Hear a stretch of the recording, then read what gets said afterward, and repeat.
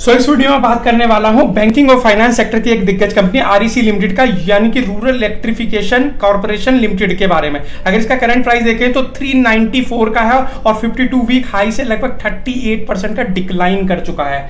और अगर हम इसके फंडामेंटल्स की बात करें तो फंडामेंटल्स में सबसे पहले इसकी स्ट्रेंथ की बात करेंगे, वो है कि इसका पी रेशो 6.17 का, इंडस्ट्रियल पी 23 पर अंडर वैल्यूड दिखाई देता है। बुक वैल्यू 298 की है और पीबी जो रेशो है उसका 1.33 का है। यहां पर भी अपनी बुक वैल्यू के लगभग 1.5 गुने से नीचे पर ट्रेड करा, यानी कि यहां पर भी अंडर वैल्यूड दिखाई देता है। पैग रेशो भी इसका 0.37 का है, यहां पर भी अंडर वैल्यूड दिखाई देता है। इंट्रिंसिक वैल्यू 796 की है, यानी कि करंट प्राइस 393 का है, यहां पर भी अंडर वैल्यूड दिखाई देता है। फेयर वैल्यू के हिसाब से भी 396 की है, तो यहां पर भी ठीक ठाक सा दिखाई देता है। और अगर हम इसके आरओई की बात करें 21% का जबरदस्त है। आरओसी की बात करें 9.96 का है, वो भी बहुत जबरदस्त है। आरओए की बात करें तो 2.73 का है, थोड़ा सा गड़बड़ाया हुआ है।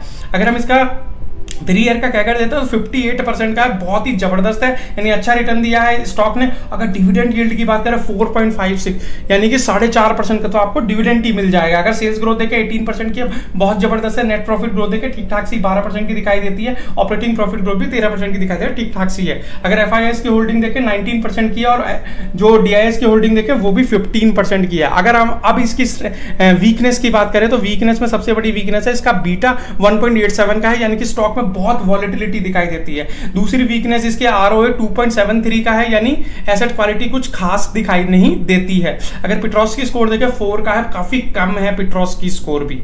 अब अगर हम आगे चलें इसके ट्रेंड एनालिसिस पे, तो ट्रेंड एनालिसिस में हम देखें तो 1 डे का ट्रेंड भी कुछ खास नहीं दिखाई देता, 1 वीक का भी कुछ खास नहीं है, 1 मंथ का भी कुछ खास नहीं है, 3 मंथ्स का भी कुछ खास नहीं है, 1 ईयर का भी कुछ खास नहीं है। लेकिन 3 इयर्स में इसने 293% के रिटर्न दिया, बहुत ही जबरदस्त रिटर्न दिए हैं। और 5 इयर्स में भी इसने 418% के रिटर्न दिया, बहुत ही जबरदस्त रिटर्न है। अगर स्वॉट एनालिसिस करें 19 तो इसकी स्ट्रेंथ ही है, 5 अपॉर्चुनिटीज हैं और वीकनेस केवल इसमें 9 है और थ्रेट इसमें कुछ भी नहीं है, यानी कि स्वॉट एनालिसिस में भी ठीक ठाक सा ही दिखाई देता है।